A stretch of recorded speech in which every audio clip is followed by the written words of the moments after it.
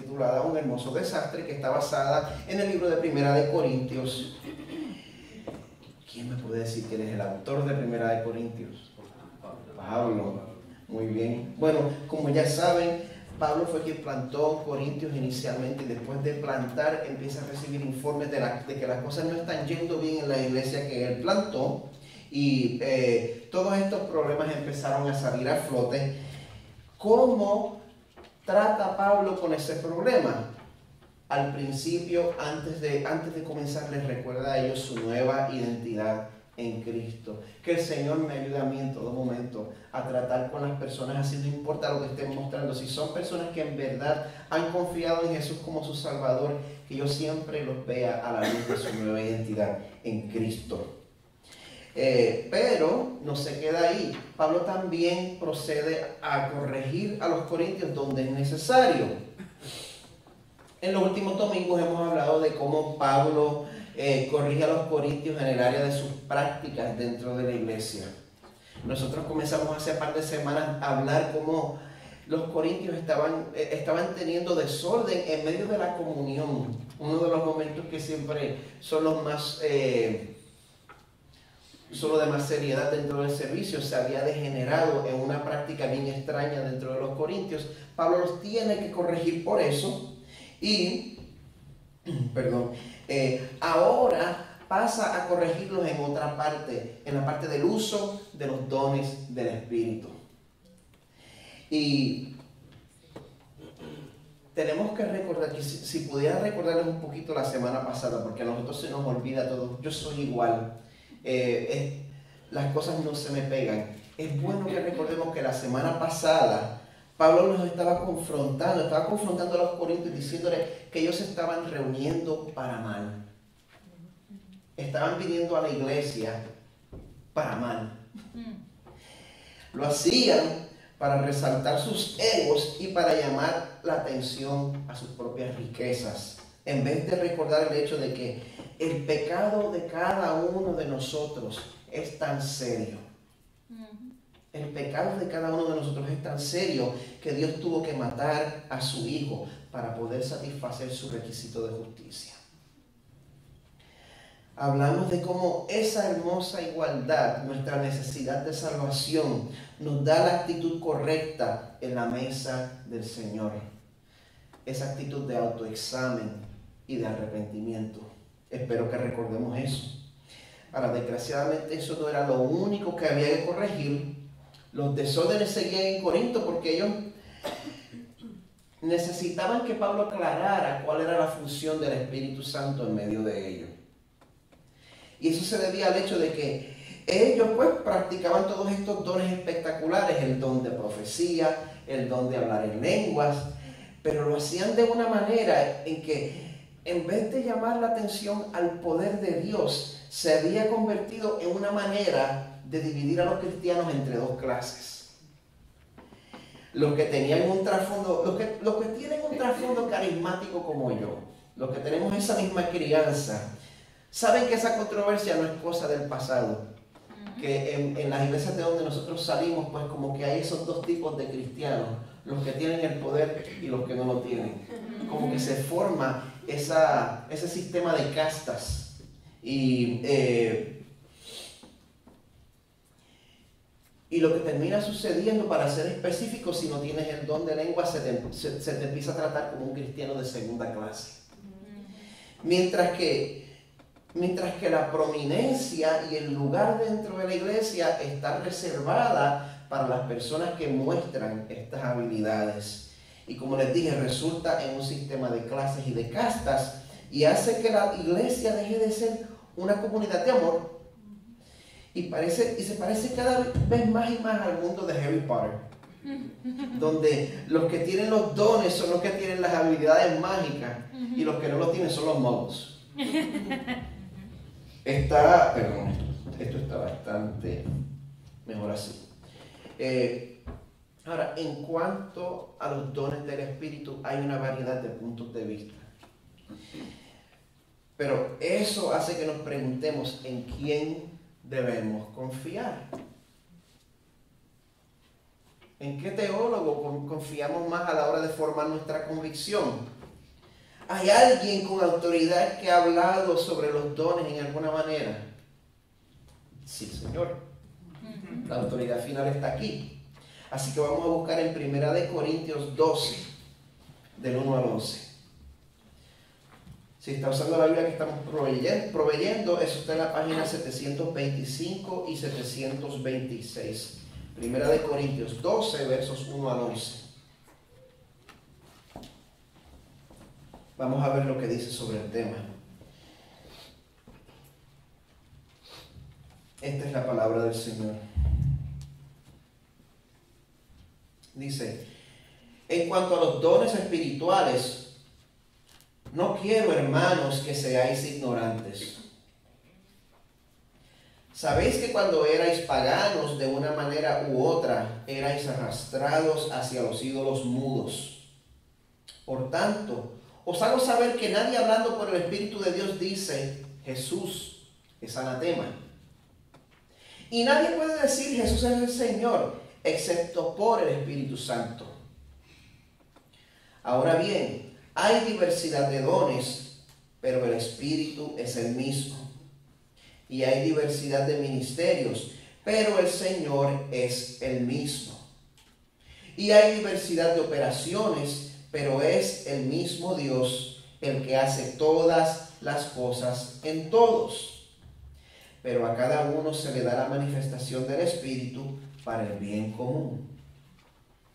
Pues a uno les da la palabra de sabiduría por el Espíritu, a otro palabra de conocimiento según el mismo Espíritu, a otro fe por el mismo Espíritu, a otro dones de sanidad por el único Espíritu, a otro poder de milagros, a otro profecía, a otro discernimiento de espíritus, a otro diversas clases de lenguas y a otro interpretación de lenguas. Pero todas estas cosas las hace uno y el mismo Espíritu, distribuyendo individualmente a cada uno según la voluntad de Él. Señor, te damos gracias por los dones que tú has concedido a tu iglesia, Señor. Nos has mostrado tus mandamientos, nos has mostrado el camino a seguir y también nos das la habilidad para cumplir esas leyes, Señor. Tu gracia, Señor, nos salva y nos santifica. Padre, te pedimos en esta mañana que tú nos muestres los dones que nos has dado. Que cada uno de nosotros podamos ver cómo tú nos has llamado a servir a quienes nos rodean. Que tu palabra, Señor, nos traiga claridad y confianza en cuanto a cuál es tu deseo para con nosotros, para que sirvamos en confianza en el nombre de Jesús. Amén.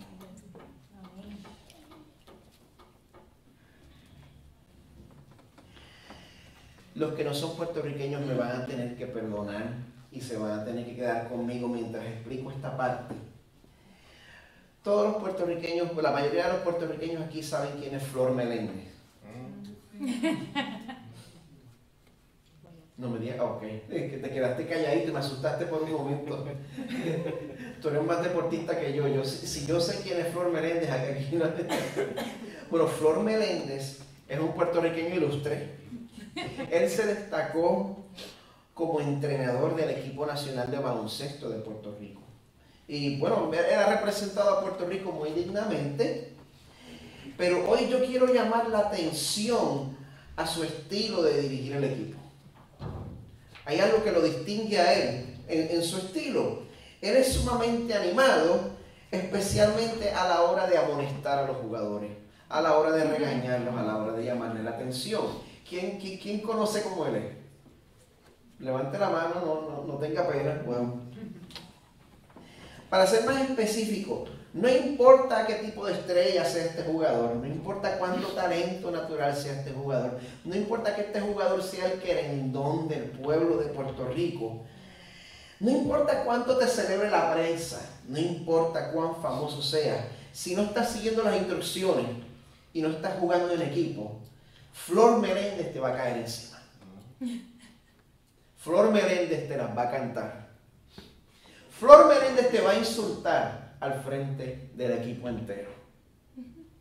Y la razón por la cual, pues, yo no estoy enseñando un video en específico al cual me refiero, es porque yo creo que ese hombre tiene el récord del mayor número de improperios y expletivos dentro de un minuto, y no creo que lo pueda enseñar aquí. Pero ese es el estilo de él. Él usa ese método por el problema que él encuentra como entrenador, que es el hecho de que es un problema en todos los equipos donde hay muchas estrellas, muchos egos juntos, y nadie quiere cooperar, nadie quiere trabajar en equipo, y todo el mundo quiere sobresalir, todo el mundo quiere ser estrella. La cosa que Flor Meléndez le decía a un jugador específico, y perdonen que use el argot de baloncesto puertorriqueño: tú no estás pendiente al equipo, tú estás pelando guiras nada más. Eso es lo que llaman el fast break, cuando puedes salir corriendo al encestar. Dice, pero tú no corres, tú eres un trotón, es lo más cómico del mundo, pero eso es otro tema. Y los que tenemos un poquito de memoria, hace par de años, eso mismo pasó con el Heat, con el Miami Heat. Cuando llegó LeBron, combinaron a 3 jugadores que eran unas monstruosidades, pero ese primer año juntos no llegaron al campeonato. Se dice, yo no soy analista deportivo, hay muchos mejores que yo, pero se dice que estaban buscando sobresalir y no estaban jugando en equipo, y cuando por fin pudieron jugar en equipo, las cosas cambiaron y tuvieron la racha que tuvieron.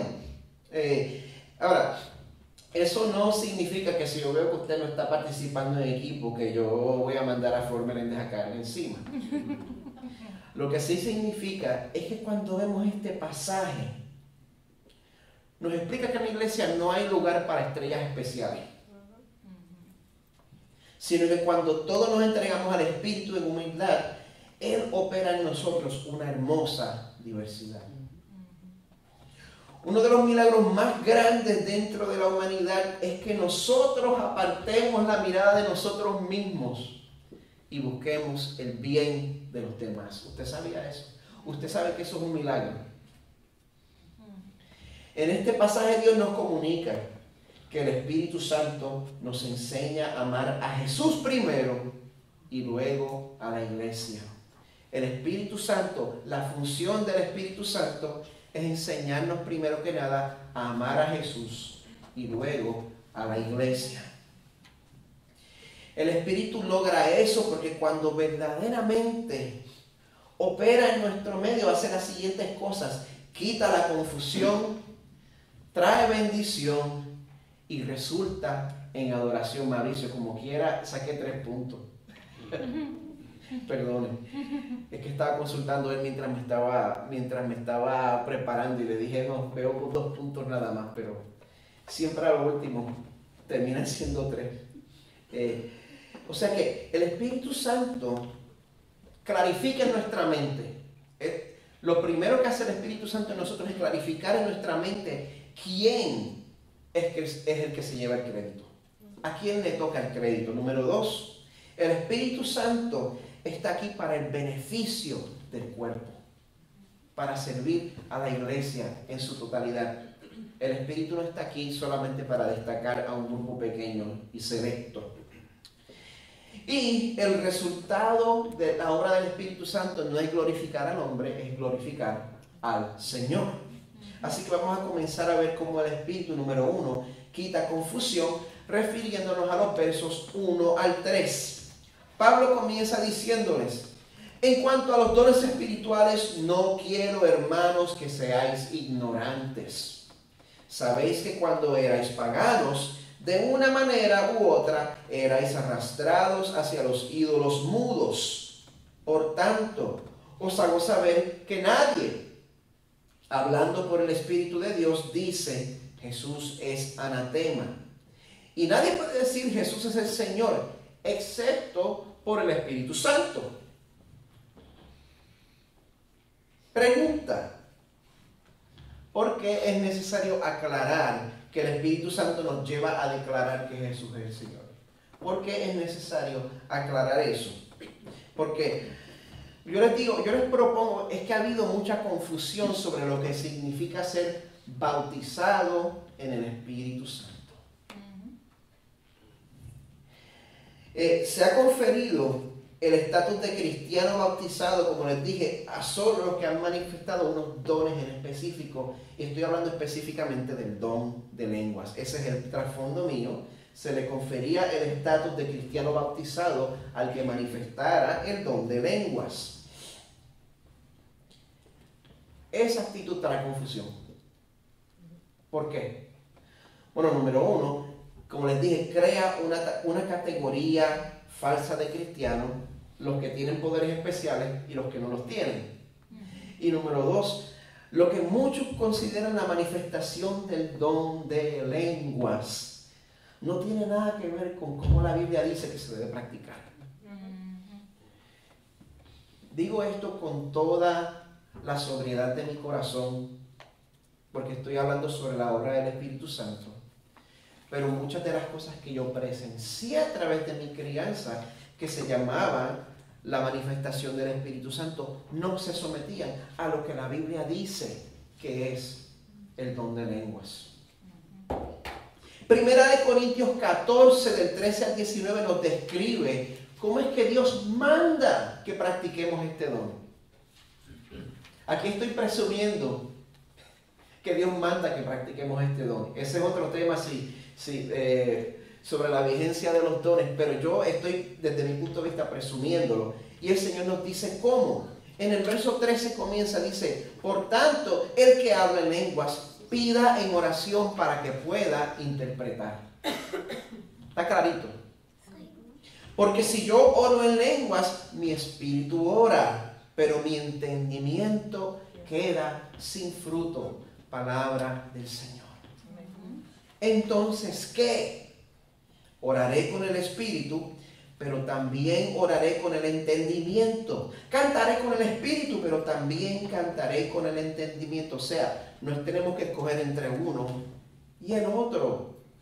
El Señor quiere los dos para nosotros. Quiere nutrir nuestro entendimiento y nuestro espíritu a la misma vez. De otra manera, verso 16, si bendices solo en el espíritu, ¿cómo dirá el amén? ¿Cómo se pondrá de acuerdo a tu acción de gracias el que ocupa el lugar del que no tiene ese don, puesto que no sabe lo que dices? O sea que la palabra asume que unos no lo van a tener. La palabra lo está asumiendo. Porque tú das gracias bien, pero el otro no es edificado. Doy gracias a Dios porque hablo en lenguas más que todos vosotros. Tengan esto en mente. Pablo no les está diciendo, dejen de hacer esto. Yo hablo en lenguas más que todos ustedes. Ese es Pablo. Sin embargo, en la iglesia prefiero hablar 5 palabras con mi entendimiento para instruir también a otros antes que 10,000 palabras en lenguas. Palabra del Señor. Así que esa es la segunda razón. Lo que mucha gente dice que es la manifestación del don de lenguas, si lo pones a la luz de lo que dice la Escritura, no estoy seguro que califique para la práctica bíblica. Y el simple hecho de que nosotros creemos verdaderamente que Jesús es el Señor, ya es evidencia de que el Espíritu está activo en nosotros. Si usted verdaderamente reconoce a Jesús como su Salvador, el Espíritu ya está activo en usted. Usted no haría eso, usted no diría eso, usted no lo reconocería, usted no estaría de acuerdo con eso si el Señor no le imparte vida primero a través de su Espíritu. Dice, nadie puede decir Jesús es el Señor excepto por el Espíritu Santo. Así que yo diría que sí, hay diferencia entre que el Espíritu nos lleve a creer y la necesidad de que tenemos todos, de que a diario le pidamos al Señor, Señor, dame poder para servirte en el día de hoy. Una vez más, bautízame. En ese sentido, dame la fuerza, que tu Espíritu me dé el poder para servir en tu poder. Hay una diferencia entre pedirle al Señor que nos cubra cada día y nos ayude en cuanto a eso, y que el Espíritu nos lleva a creer, pero no hay tal cosa como un cristiano de segunda clase porque no habla lengua. Si has reconocido a Jesús como Señor, el Espíritu está en ti. Está quitando toda confusión y también está trayendo bendición. Los versos 4 al 10 dicen: ahora bien, hay diversidad de dones, pero el Espíritu es el mismo. Y hay diversidad de ministerios, pero el Señor es el mismo. Y hay diversidad de operaciones, pero es el mismo Dios que hace todas las cosas en todos. Lo primero que aclara aquí es el hecho de que la obra del Espíritu Santo viene de Dios, porque el Espíritu Santo es Dios. Todos los dones y sus manifestaciones tienen que ser consistentes con el carácter de Dios. Ustedes no me oyeron. Todos los dones y sus manifestaciones tienen que ser consistentes con el carácter de Dios. Si se lo perdió, todos los dones y manifestaciones tienen que ser consistentes con el carácter de Dios. No hay tal cosa como profecía o interpretación de lenguas donde se te mande a hacer algo que va contrario a la ley del Señor. No hay tal cosa como que alguien venga donde un hombre casado y digo: yo siento en el Señor que tú tienes que dejar a esa mujer e irte con aquella otra porque van a ser más poderosos para el reino de los cielos. Se ríen, pero sucede. No hay tal cosa. La manifestación del Espíritu nunca va a ir contraria a la ley revelada del Señor. ¿Está claro? Se los puedo decir otra vez. Tampoco a la hora de ministrar a través del Espíritu hay exclusividad. El Espíritu no es solamente para una persona bien espiritual dentro de la iglesia, porque el verso 7 dice: a cada uno se le da la manifestación del Espíritu con un propósito. ¿Cuál es ese propósito? Para el bien común. Pero yo no me considero una persona de dones. Yo veo a las personas que se mueven de todas esas maneras espectaculares y ese no soy yo. ¿Cómo es posible que a mí se me haya dado tan bien? Bueno, hermanos, el Espíritu no solo se mueve en lo espectacular. El Espíritu no solo se mueve en lo espectacular, sino que también lo que nosotros creemos que es parte de nuestras habilidades naturales. Eso es el Espíritu. Verso 8 dice: a uno les da la palabra de sabiduría por el Espíritu, a otro palabra de conocimiento según el mismo Espíritu, a otro fe por el mismo Espíritu, a otro dones de sanidad por el único Espíritu. Haciendo excepción con los dones de sanidad, todo lo que ha mencionado hasta ese punto, yo creo que ya es hora de que nosotros reconozcamos que tenemos que honrar al Señor en lo cotidiano, que tenemos que darnos cuenta que todas esas cosas, todas esas habilidades de las cuales nosotros presumimos son suplidas por el Señor y es el Espíritu Santo en nuestras vidas. Tenemos que honrar al Señor en cuanto a eso. Si usted está en medio de una situación donde la gente no sabe qué hacer y usted llega con palabras de sabiduría, el Señor te usó. Está sirviendo al pueblo con el poder del Espíritu. Si usted llega a un punto donde nadie sabe por qué está chillando el micrófono y usted sabe exactamente cómo mover los botones para que eso deje de chillar, usted está sirviendo en el poder del Espíritu, el Señor le ha capacitado. Si usted tiene habilidad administrativa, yo doy tantas gracias al Señor porque usted está en medio de nosotros, porque este pastor está malísimo en cuanto a eso y usted está sirviendo dentro del poder del Espíritu Santo. Cuando todos están desanimados y usted llega y usted imparte fe, usted está sirviendo en el poder del Espíritu. El poder de Dios incluye lo cotidiano. Por supuesto, también incluye lo sobrenatural. Como dije, dones de sanidad por el único Espíritu. A otros, poder de milagros, a otro profecía, a otro discernimiento de espíritus, a otro diversas clases de lenguas y a otro interpretación de lenguas. Yo me quiero ir en como 5 direcciones diferentes con lo que acabo de leer.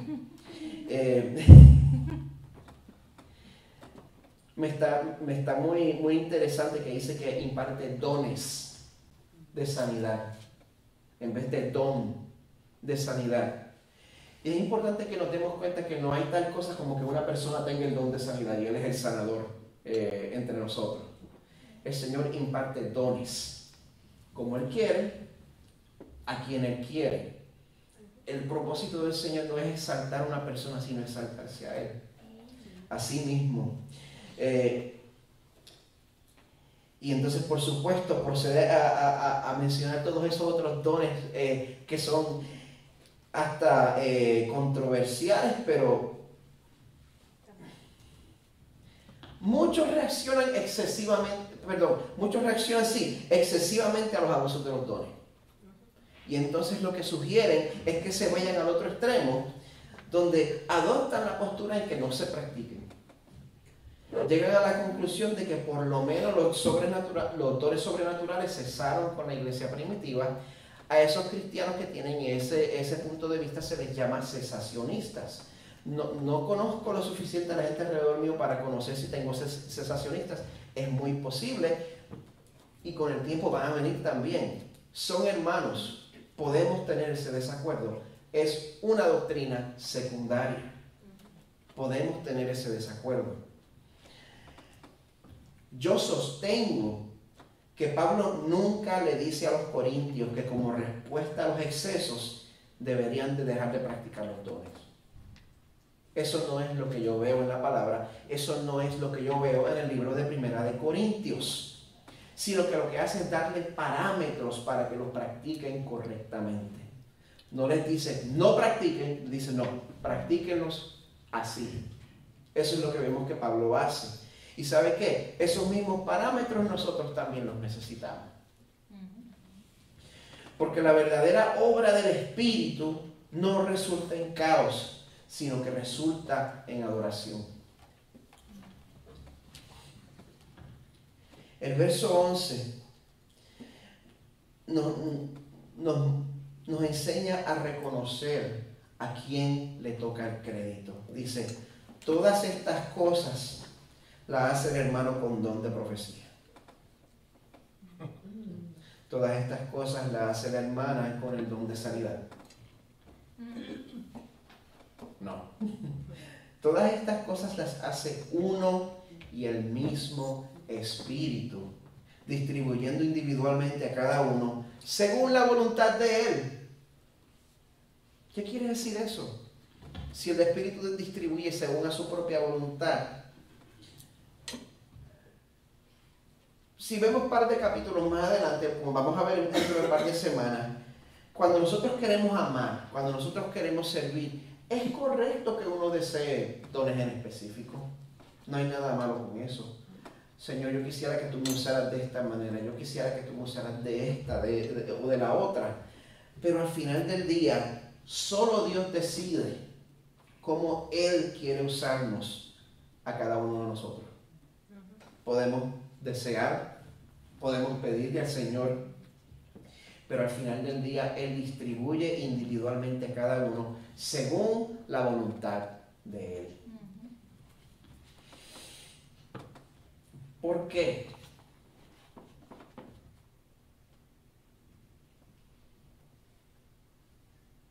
¿Se ha puesto a pensar? ¿Por qué el Señor no necesariamente me va a dar el don que yo le estoy pidiendo y me va a dar el que Él quiere? Para que no haya superestimas. El propósito del Espíritu Santo no es darnos promoción a nosotros como profetas, como sanadores. El propósito del Espíritu es que Dios se lleve la gloria. Amén. ¿Por qué? Porque lo primero que hizo el Espíritu es darnos vida cuando estábamos muertos. Usted no tenía ninguna habilidad de tornarse hacia el Señor. Él inició esa obra. Número 2,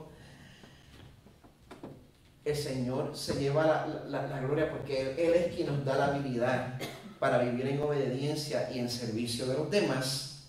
Y en las palabras una vez más de John Piper, nuestra mayor necesidad no es de dones o sanidades. Nuestra mayor necesidad es que nos importe el hecho de que la gente está enferma. Enferma con el pecado que destruye el alma, enferma con desórdenes emocionales, enferma físicamente y a menudo una mezcla enredada de estas tres. El milagro más grande es que a nuestros corazones les importe más el dolor y la perdición de otros que nuestras comunidades y planes de ocio.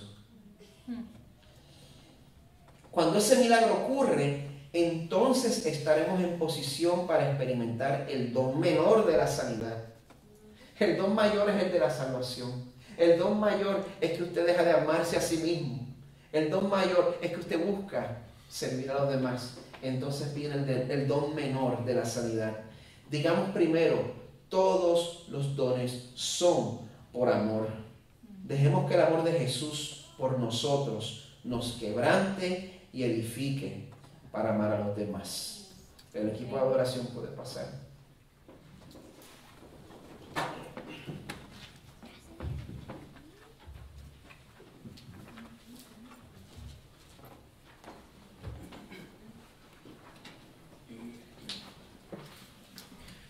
Como les había dicho,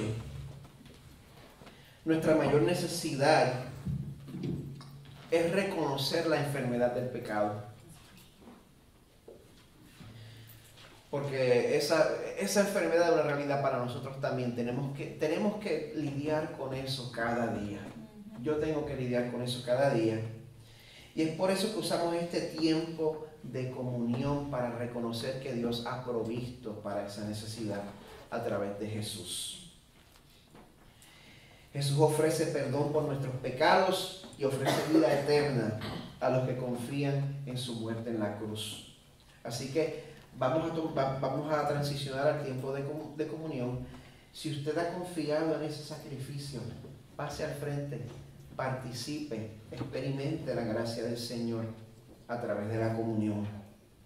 Si no lo ha hecho, pues le animo a que permanezca en su asiento en meditación, y si tiene preguntas, sepa que estamos disponibles para explicar lo que quiere decir seguir a Jesús.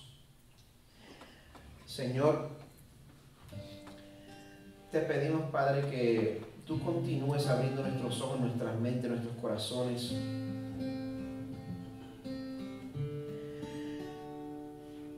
Señor, muéstranos cuál es tu voluntad en cuanto a tu espíritu.